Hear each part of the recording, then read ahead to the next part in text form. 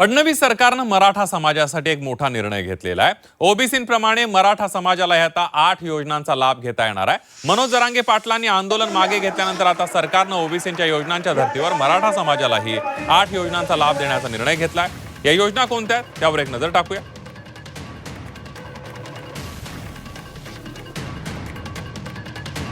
मराठा समाजासाठी शालांत परीक्षोत्तर शिष्यवृत्ती योजना, मोटार वाहन चालक व वाहक प्रशिक्षण योजना, माध्यमिक व उच्च माध्यमिक वर्गातील विद्यार्थ्यांना लागू असलेली शिष्यवृत्ती योजना, विद्यार्थ्यांना लागू इतर 16 बाबतींची प्रतिपूर्ती करण्याबाबतची योजना, महाराष्ट्रातील रहिवासी व परराज्यात अनुदानित व विनाअनुदानित व्यावसायिक अभ्यासक्रमांसाठी प्रवेश घेतलेल्या उमेदवारांसाठी लागू असलेली योजना,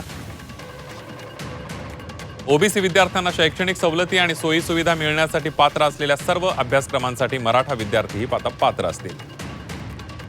ओबीसी विद्यार्थ्यांनी केंद्रीभूत प्रवेश प्रक्रिया पूर्ण झाल्यानंतर रिक्त राहिलेल्या जागांवर प्रवेश नियंत्रण समितीनं मान्यता दिलेल्या संस्था स्तरावर प्रवेश घेतलेल्या इतर मागासवर्ग प्रवर्गातील विद्यार्थ्यांप्रमाणे मराठा समाजातल्या विद्यार्थ्यांनाही शैक्षणिक सवलत लागू असणार आहे। ज्या शैक्षणिक सवलती व सोयी सुविधा इतर मागास प्रवर्गात लागू करण्यात आल्या असतील अथवा भविष्यात लागू करण्यात येतील त्या सर्व शैक्षणिक सवलती व सोयी सुविधा पुढील आदेशापर्यंत मराठा समाजाला आपोआप लागू होणार आहेत। मराठा समाजाच्या जेवढ्या मागण्या आहेत या मागण्यांची अंमलबजावणी करून मराठा समाजाला न्याय द्यायचं ठरवलं आहे, त्याबद्दल मी त्यांचं मनापासून आभार मानतो। आजही मुख्यमंत्र्यांनी मराठा आणि कुणबी मंत्रालयासाठी मान्यता दिली, त्याचं पण प्रोसिडिंग आपल्याकडं त्याचा एक ड्राफ्ट त्यांनी दिला आहे। त्याने त्याची घोषणा केली। ओबीसी प्रमाणे सगळ्या सवलती, सारथीतल्या योजना, महामंडळातल्या योजना ज्या काही बंद होते, काही अभ्यासक्रम बंद होते, तेही सगळं सुरू करण्याचा आज शासन निर्णय सरकारनं केला आहे, मुख्यमंत्र्यांनी केला आहे। त्याबद्दल खरंच त्यांचा मनापासून आभार।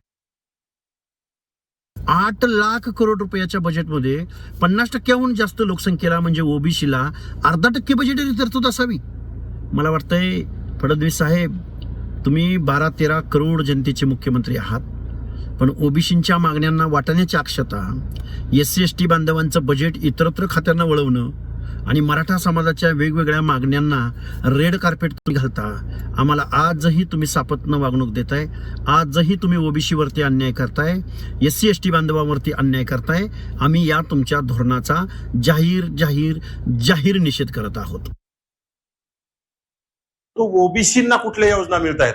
ज्याप्रमाणे मराठा समाजाच्या तरुणांना उद्योगासाठी अण्णासाहेब पाटील विकास महामंडळामार्फत 25-25, 30-30 लाख रुपये बिनव्याजी कर्ज मिळतंय, त्याप्रमाणे ओबीसींच्या तरुणांना काही मिळत नाही। परंतु ओबीसींच्या तरुणांना काही थोडंफार मिळत असेल तर ते मराठा समाजाच्या तरुणांना द्यायचंय।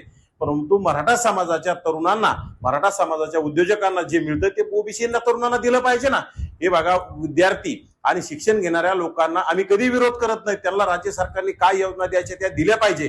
परंतु राज्य सरकार आता काय करायला लागलंय, ओबीसींना जे मिळत नाही ते ओबीसींना कधी देण्याचा कधी केलं नाही, परंतु मराठा समाजाला जे ओबीसींना मिळतं ते मराठा समाजाला द्यायचं। परंतु मराठा समाजाला जे काही एक्स्ट्रा मिळतं ते सुद्धा ओबीसींना दिलं पाहिजे।